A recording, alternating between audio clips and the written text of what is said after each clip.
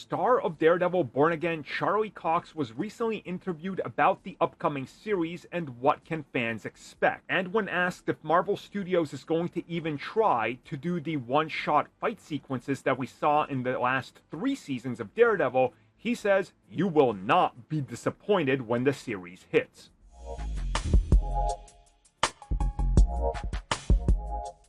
Now, I know when the one-shot sequences are brought up, there is always a pretty heated discussion in regards to which one is the best.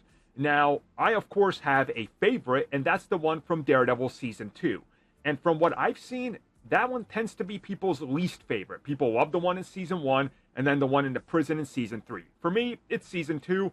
What is your guys's? But of course, before we get to Daredevil Born Again, I think it's safe to understand that this was a given, that they were going to try to do this, because it's sort of become synonymous with Daredevil. Those long hallway action fight sequences, and we even saw a version of this in Echo, and they sort of cut around it, but we got an idea of what they could do with Daredevil in She-Hulk.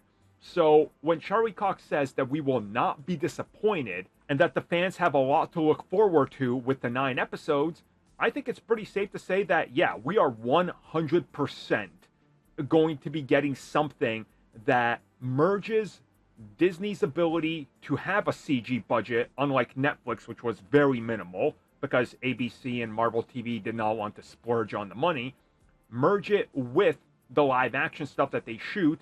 In my mind, we're going to get the best action sequence one shot in the MCU so far. And yes, when I say the MCU, I am talking about all the TV stuff now as well, because it's all canon. Now, there has been some rumors in regards to who will be involved with this, and some rumors have suggested that this might actually be like a sequence that happens on the streets, which would then imply from what we've seen shot that maybe it involves Bullseye, Karen, Foggy, and a bunch of bystanders. But to me, that would be a lot harder to pull off, because one-take sequences work flawlessly when there is an absence of surrounding cast and things that can go wrong, typically in closed locations.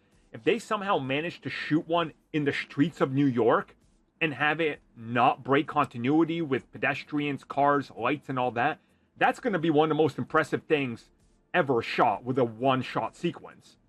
But again, that's just a rumor, and I don't fully believe it. I believe it's going to be an enclosed set, because you need to find cuts that feel natural in those sequences. So I'm inclined to believe that it's just a rumor, that's not true, that it's a on-street sequence, unless they recreated the street of New York and then it happens there. They could manage it that way, but again, who really knows? I suppose we'll know when it comes time to watch this in March.